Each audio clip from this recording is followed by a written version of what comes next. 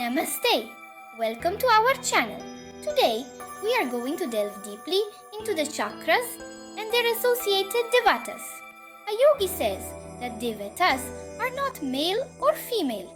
They are the positive energies of the universe residing in higher dimensions. In the Puranas, female names are referred to as Devi. But this is a misconception. They are only female in name. Energy itself is neither male nor female, as we've discussed in previous videos. Today, we will explore the chakras and their symbolic devatas in detail. The root chakra is located at the base of our spine. The devatas associated with this chakra are Adi Shakti, Kundalini, and Ganesha. Adi Shakti is the primordial power and energy, the fundamental source of our existence. According to the Puranas, Ganesha was created for the protection of Shakti. He even prevented his father Shiva from entering. When meditating on the root chakra, envision Ganesha sitting and smiling because he does not allow you to enter. He is understanding the protective essence of this energy. The sacral chakra is located at the spine, just behind the reproductive organs. It is the center of our creativity, sexuality, and emotional health. The devatas associated with this chakra are Brahma and Saraswati. Brahma represents creation and creativity, while Saraswati symbolizes knowledge, music, art, and wisdom.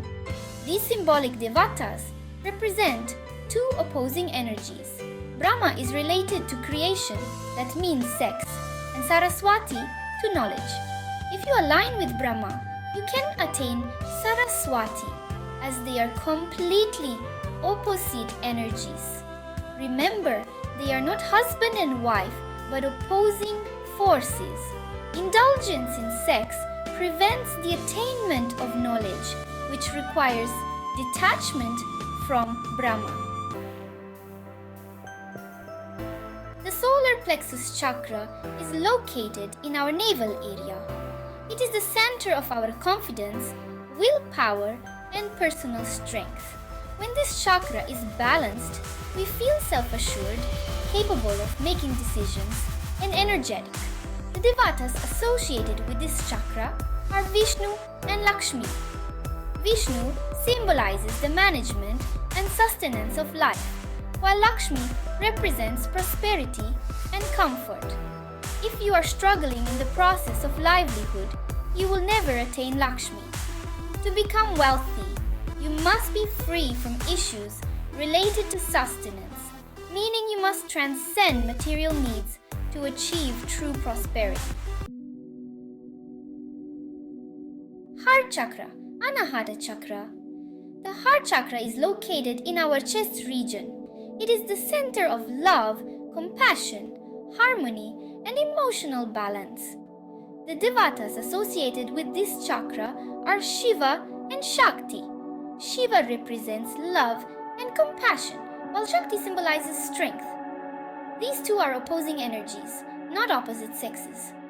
Shiva's love and compassion are symbols of selfless emotion, while Shakti's power and strength represent active energy and courage.